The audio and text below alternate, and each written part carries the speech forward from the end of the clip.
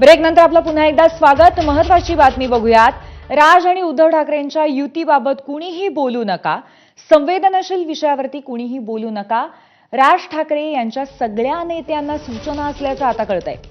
राज ठाकरे परदेशात असल्यामुळे सगळ्यांना अशा पद्धतीच्या सूचना देण्यात आलेल्या आहेत। या घडीची आणखी एक महत्त्वाची माहिती आहे ही, राज ठाकरे यांनी सर्वांना अशा सूचना दिलेल्या आहेत की राज आणि उद्धव ठाकरेंच्या युतीबाबत कुणीही बोलू नका।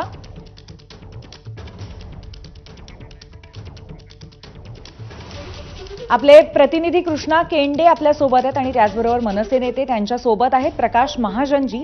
तर आपण त्यांच्याशी संवाद साधूया। कृष्णा, एकंदरीत हा विषय सातत्याने चर्चेत आहे आणि आता राज ठाकरेंनी थेट आपल्या नेत्यांना सूचना दिल्याचं कळतंय। काय आणखी आपल्याला माहिती कळू शकते याबद्दल? पूर्वी गेल्या 2 दिवसापासून महाराष्ट्राच्या राजकारणाच्या पटलावरचा सर्वात महत्त्वाचा आणि मोठा विषय म्हणून राज ठाकरे आणि उद्धव ठाकरे एकत्र येण्याची चर्चा सुरू झाली आणि यावर प्रतिक्रिया यायला देखील सुरुवात झाली। मात्र राज ठाकरे यांनी आपल्या सगळ्या प्रवक्ते असतील, सर्व नेते असतील, या सगळ्यांना काल रात्री सूचना दिलेल्या आहेत की या संवेदनशील विषयावर या ठिकाणी कोणीही बोलू नये। आपल्यासोबत या संदर्भात बोलण्यासाठी प्रकाश महाजन आहेत, आपण त्यांच्याकडनं जाणून घेऊया। महाजन साहेब, कशा प्रकारे सूचना आल्यात आणि ह्या कधी आलेल्या आहेत आणि कारण काय अशा सूचनांचं? नाही, कारण असं आहे की इतका संवेदनशील विषय आहे। गेले 2 दिवस झाले अगदी इंग्रजी, हिंदी आणि मराठी माध्यमावर याची चर्चा चालू आहे आणि अशा संवेदनशील विषयावर महाराष्ट्र नवनिर्माण सेनेच्या कार्यकर्त्याकडून, प्रवक्त्याकडून किंवा नेत्याकडून असं कुठलंही भाष्य होऊ नये की त्याचं गांभीर्य राहणार नाही। त्याच्यामुळं साहेबांनी हा स्वतः निर्णय घेतलेला आहे की या विषयावर कुणी काही बोलायचं नाही। साहेब 29ला ज्यावेळेस परत येतील त्यावेळेस ते बोलतील, त्याच्यामुळे या विषयावर कुणीही बोलायचं नाही असं ठरलेलं आहे। सगळ्या नेत्यांना, प्रवक्त्यांना सूचना आहेत, अगदी कार्यकर्त्यांना सुद्धा। याच्यावर हा विषय तेवढा संवेदनशील आहे ना, हा विषय साहेब स्वतः हाताळणार आहेत किंवा साहेब त्याच्यावर आपलं मत देतील। त्याच्यामुळे कुणीही कुठल्याही प्रसारमाध्यमात, फेसबुक असेल, कशावर कुणीही व्यक्त व्हायचं नाही असं साहेबांनी सांगितलं। बरं, मग ह्याला सकारात्मक बघायचं की आणखी काही? नाही, सुरुवात तर साहेबाकडून झाली आणि विषयाचं गांभीर्य साहेबांना माहिती, म्हणून तर साहेबांनी ही सूचना केली ना की मी आल्यावरच यावर बोलेल, बाकी कोणी बोलायचं नाही।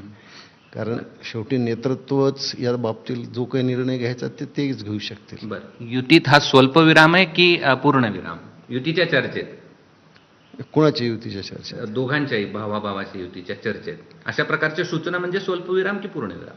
नाही, पूर्णविराम कसा असतो?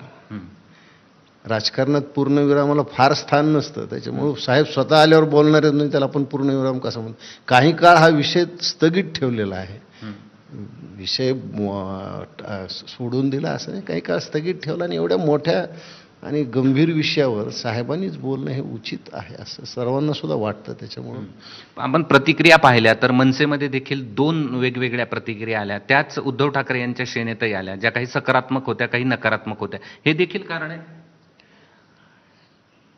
का? आता ते साहेबापर्यंत त्या बातम्या गेलेत का नाही माहीत नाही आम्हाला।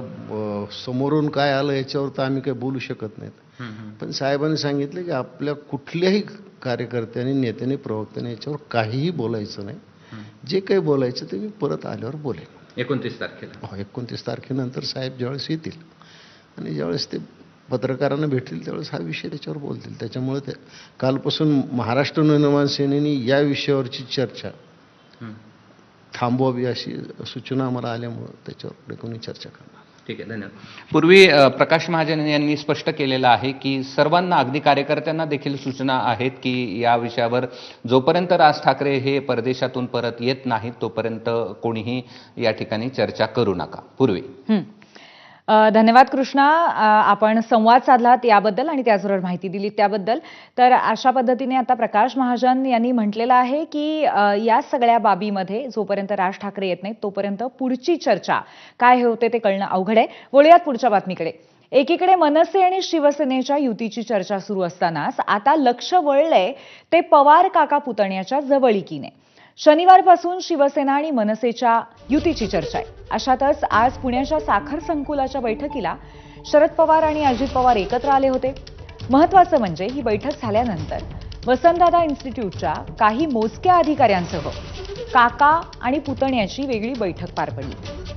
साखर संकुलामध्ये तब्बल 2.5 तास काका पुतणे एकमेकांच्या शेजारी असल्याचं दिसून आलंय। एकीकडे ठाकरेंच्या घरात युतीची चाहूल लागल्याची चर्चा असतानाच पवार काका पुतणे देखील एकत्र येण्याच्या मार्गावर आहेत का याची चर्चा राज्याच्या राजकारणात जोर धरतेय।